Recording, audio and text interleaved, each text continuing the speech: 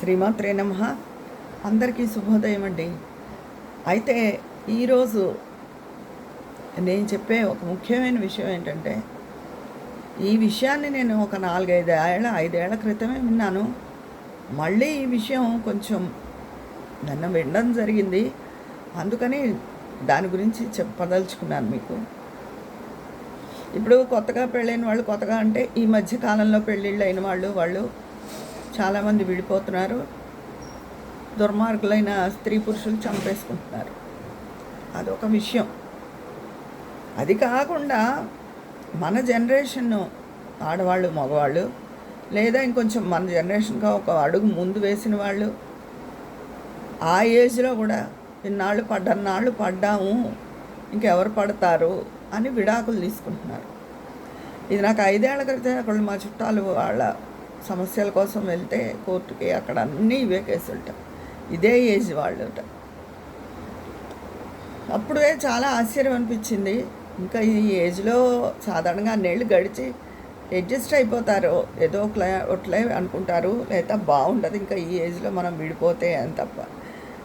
అంటే ఇదివరకు బాధలు ఉండేవి కానీ చంపేసుకోవడాలు అలా అంత బాధలు లేవు. మనగా ఏదో సూటిపోటి మాటలు, లేకపోతే ఒకళ్ళకొకళ్ళు అభిప్రాయాలు కుదరకపోవడాలు, అందులోనే మళ్ళీ సర్దుకుపోవడాలు ఇలాంటివి ఉండేవి.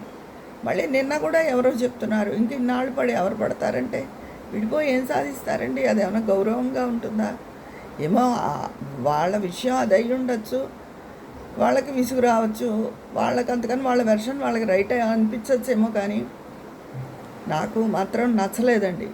నేను ఒక్క విషయం చెప్పనా, భార్యాభర్త ఇద్దరు ఉన్ననాళ్ళు భార్యకి భర్త గొడుగు లాంటి వాడండి. గొడుగు చూడండి, ఎండకి కాపాడుతుంది, వర్షానికి మనని కాపాడుతుంది. అలాగే భార్యాభర్త ఉన్ననాళ్ళు వాళ్ళు పెద్దవాళ్ళకైనా ఉంటే, పిల్లలైనా, ఇప్పుడు మన పిల్లలని మనం ఎంతో ఇదిగా పెంచుతాం వాళ్ళని, కానీ వాళ్ళు పెద్ద అయ్యాక వాళ్ళ నోటికి ఏమవుతారో వాళ్ళకే తెలియదు. రకరకాలుగా మార్పులు వస్తూ ఉంటాయి. అలా వాగకుండా భార్యను రక్షించుకునేవాడు భర్త. ఇప్పుడు భక్షించే భర్తలు వాళ్ళ గురించి నేను చెప్పడం లేదు, భక్షించే భార్యల గురించి చెప్పట్లేదు. మనప్పుడు చెప్తున్నాను, మనకన్నా కొంత ముందు జనరేషను, లేదా ఇంకా 40sలో ఉన్నవాళ్ళు, మళ్ళీ 50sలో ఉన్నవాళ్ళు. అయితే ఆ రక్షణను ఎప్పుడు భర్తతో పడపోయినా మళ్ళీ అంతలోనే సర్దుకుంటారు. మళ్ళీ మన భర్తే కదా అనిపిస్తుంది. అలాగే భర్తకు కూడా భార్య మీద అయ్యో పిచ్చి మొహం, దానికి ఏం తెలియదు, ఏదో మాట్లాడుతుంది అని భర్త కూడా అనుకుంటాడండి. అలాంటి గొడుగుని మనం మన చేతులతో మనమే విరిచేసుకుని పాడు చేసేసుకోకూడదు. ఎందుకు ఈ ఏజ్లో విడాకులు, ఏం సాధిద్దామని? ఆ చేసుకున్న రెండో వాడు మాత్రం, వాడు ఆల్రెడీ పెళ్ళాన్ని వదిలేసో పెళ్ళాన్ని చచ్చిపోయో ఉన్నవాడు, వాడేమన్నా వైకుంఠమా? వాడు అంతకన్నా సరదాగా కబుర్లు చెప్పేస్తాడా? అన్ని చోట్లకి తిప్పేస్తాడా? ఏం చేస్తాడని? దయచేసి మన పరువును మన చేతులతో మనమే తీసుకోకూడదు. ఈ భర్త అనే గొడుగు రక్షణ నుంచి దూరం అవ్వకూడదు. చిన్నప్పుడైనా పెళ్ళిళ్ళు, ఇన్నేళ్ళు కలిసి ఉన్న భర్తతో కుదిరినా కుదరపోయినా అందులోనే కుదిరించుకోవాలి. సర్టెన్ ఏజ్ వచ్చాక మనసంతా భగవంతుడి మీద పెట్టాలి. ఎందుకంటే అన్నీ తిరిగే ఓపికలు కూడా తగ్గుతాయి. కాబట్టి మనం ఎక్కడుంటే ఆ ప్రదేశాన్నే దేవాలయంగా చేసుకోవచ్చు. అందుకే మన దేహం, మనసు కూడా దేవాలయం అంటారు. అది మన భావనను బట్టి ఉంటుంది.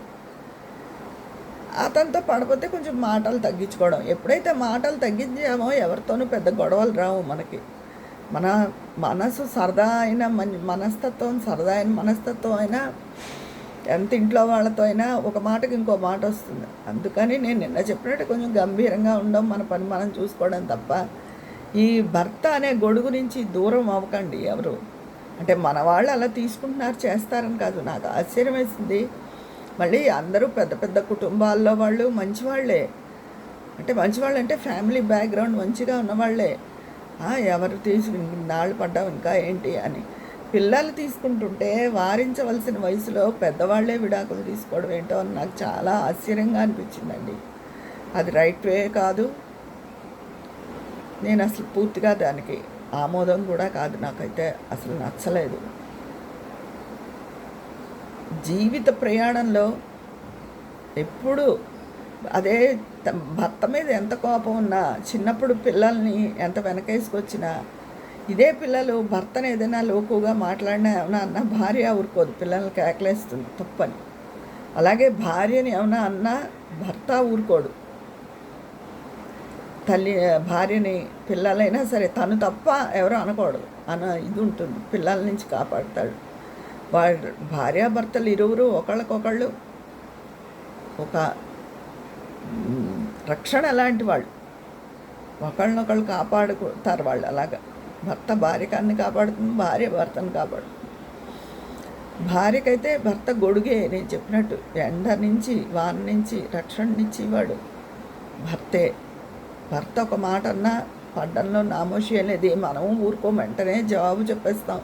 నిజంగా గుండెల మీద చెయ్యేసుకు చెప్పాలంటే మనం ఏమైనా అన్ని బాధలు పడిపోతున్నామా?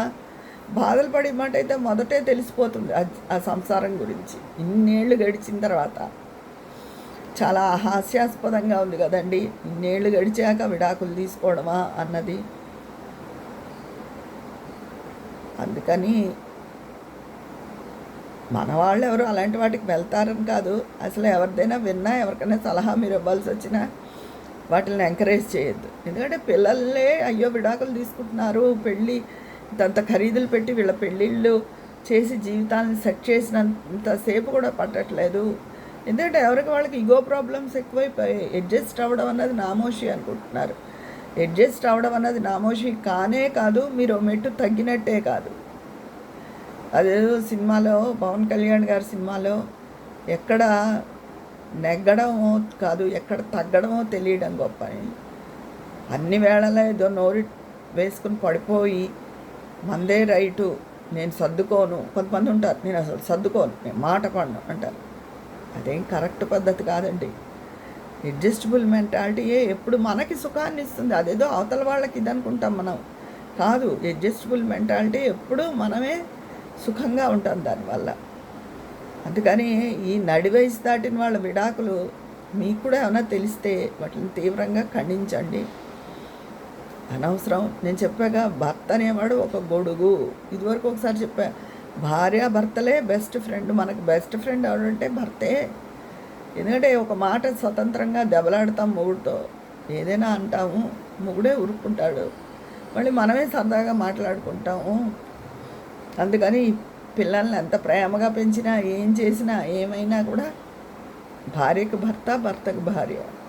ఇది నేను 40 దాటినప్పటి నుంచి మన వయసు వాళ్ళు ఇంకా పెద్ద వయసు వాళ్ళు గురించి కూడా చెప్పిన వీడియో ఇది. నాకు అలాంటివి విన్నాను 5-6 ఏళ్ల క్రితం. మా వాళ్ళే కోర్టు చుట్టూ తిరుగుతుంటే మా చుట్టాలు వాళ్ళు చెప్తే నేను హైకోర్టు నిండా అవే కేసులట. పిల్లల కన్నా వాళ్ళవి ఎక్కువ ఉన్నాయట. ప్రతి వాళ్ళని ఏంటి అని కదిపితే నాళ్ళు పడ్డాం ఇంకా ఏంటి ఇట అంటే, అంత రాసి రంపాన్ని పెట్టేస్తే ఇంకా మళ్ళీ ఇంకో లంపటంలో చిక్కుకోవడం ఎందుకు? ఇంకో పెళ్ళి మాత్రం ఏమైనా వైకుంఠం ఏమిటి పిచ్చి? కాకపోతే అప్పుడు ఇండివిజువల్గా హాయిగా ఉండడం ఉత్తమం. అంత నాళ్ళు పడలేకపోతే అని. ఈ పెళ్లి పిచ్చిలు ఏమిటో నాకు అర్థం కాదు అని. ఇదండి, ఏ సర్వీసో చేస్తూ ఏ ఆశ్రమంలోనో చక్కగా సర్వీస్ చేస్తూ వాళ్ళకి అలాంటి చోట ప్రశాంతత కోరుకోవచ్చు కదా. అంటే వాళ్ళకి లైఫ్ మీద ఇంకా చాలా కోరికలు ఎక్కువేమో, మరి ఇంకా ఎంజాయ్ చేయాలి జీవితాన్ని.